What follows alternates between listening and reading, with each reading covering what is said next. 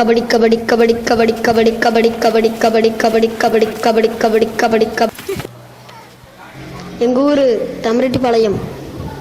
நான் தமரெட்டிப்பாளையம் ஸ்கூலில் 8ஆம் படிக்கிறேன். நாங்களாம் எங்கள் ஸ்கூலோட கபடி பிளேயர்ஸ். நாங்கள் இப்போ கபடி விளையாண்டுட்டு இருக்கோம். நாங்கள் கபடி கொக்கோ மட்டுமில்லை, எல்லா பாரம்பரிய விளையாட்டும் எங்களுக்கு விளையாட தெரியும். ஏன்னா அது எங்களுக்கு ரொம்ப பிடிக்கும்.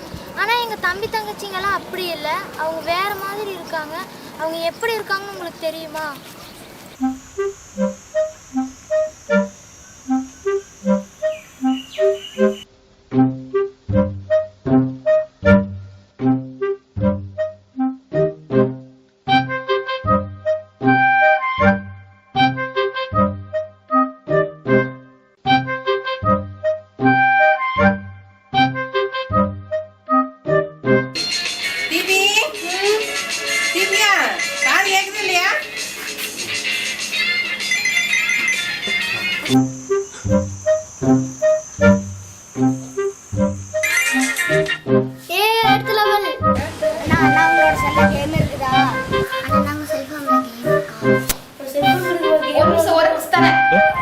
உங்களோட செல்ல கேம் விளையாட்டா?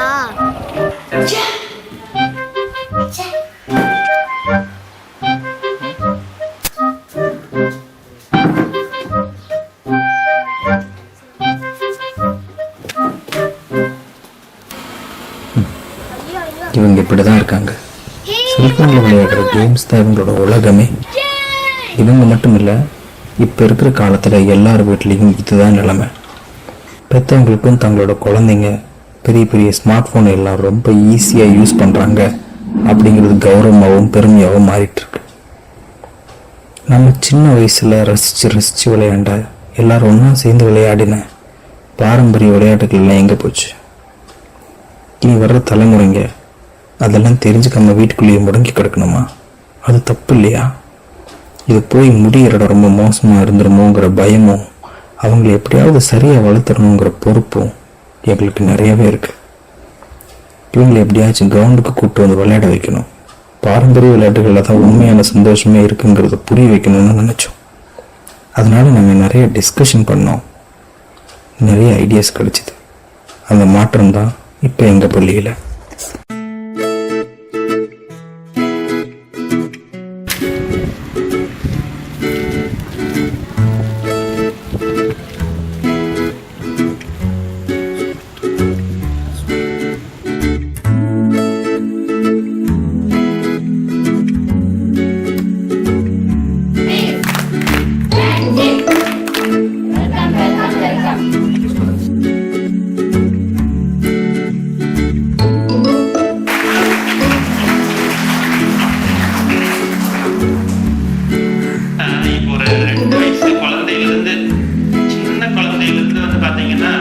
செல்ஃபோன் யூஸ் பண்ணாதவங்களே கிடையாது.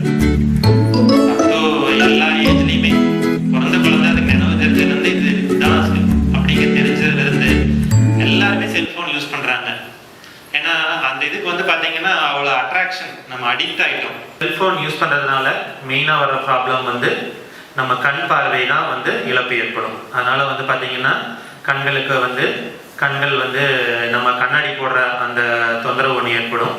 இன்னொன்று வந்து பார்த்தீங்கன்னா அடுத்து வந்து நீங்கள் ஒரே இடத்துல உட்காந்து விளையாடுறதுனால வந்து பார்த்தீங்கன்னா ஒபேசிட்டி, உடல் பருமன் அதிகமாகும். இதனால பிற்காலத்தில் வந்து பார்த்தீங்கன்னா நம்மளுக்கு சர்க்கரை வியாதி, ரத்த கொதிப்பு அந்த மாதிரி தொந்தரவுகள் ஏற்படும். மூணாவது வந்து பார்த்தீங்கன்னா உங்களுக்கு வந்து இந்த கழுத்து பகுதியில் வந்து நம்ம பெண்ட் பண்ணி நீங்கள் செல்ஃபோன் விளையாடுறதுனால கழுத்து, தண்டுவடம், அங்கே இருக்கிற வந்து எலும்புகள் எல்லாமே வந்து பார்த்தீங்கன்னா உங்களுக்கு தொந்தரவு ஏற்படும். சரிங்களா? அதனால பாரம்பரிய விளையாட்டுகளில் வந்து இந்த மாதிரி தொந்தரவுகள்லாம் இருக்காது. ஓடி ஆடி விளையாடுறதுனால உங்கள் உடலும் உங்களது மனம் உங்களது மூளை அனைத்தும் புத்துணர்ச்சி பெறும். வந்து பார்த்தீங்கன்னா நீங்கள் வந்து பாரம்பரிய விளையாட்டுகளை விளையாட வேண்டும். இந்த செல்போன் கேம் விளையாடுறதை வந்து தவிர்க்க வேண்டும்.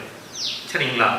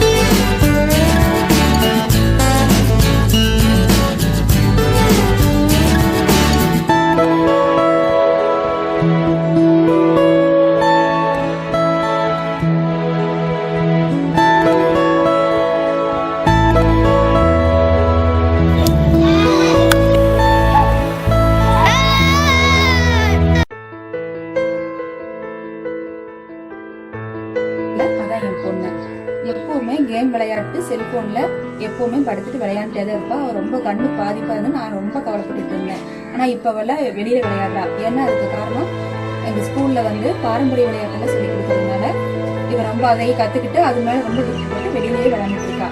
எனக்கு இப்ப ரொம்ப சந்தோஷமா இருக்கு. என்னையும் விளையாட கூப்பிடுறா. நானும் போய் விளையாடுறேன். எனக்கு விளையாடணும்னு ஆசையும் இருக்கு. என் பாப்பாவோட நானும் இப்போ பாப்பாவோட சேர்ந்து நானும் சின்ன பொண்ணு மாதிரி நினைச்சு விளையாண்டுட்டு இருக்கேன். ரொம்ப இப்போ நினைச்சு சந்தோஷமா இருக்கு. அதுக்கு எங்க ஸ்கூலுக்கும் எங்க சாருக்கும் ரொம்ப நான் நன்றி தெரிவிச்சுக்கிறேன். பாப்பா என்ன கேம் கேப்பல இன்னைக்கு லீவ் அந்த போன் எடுத்துக்கோ.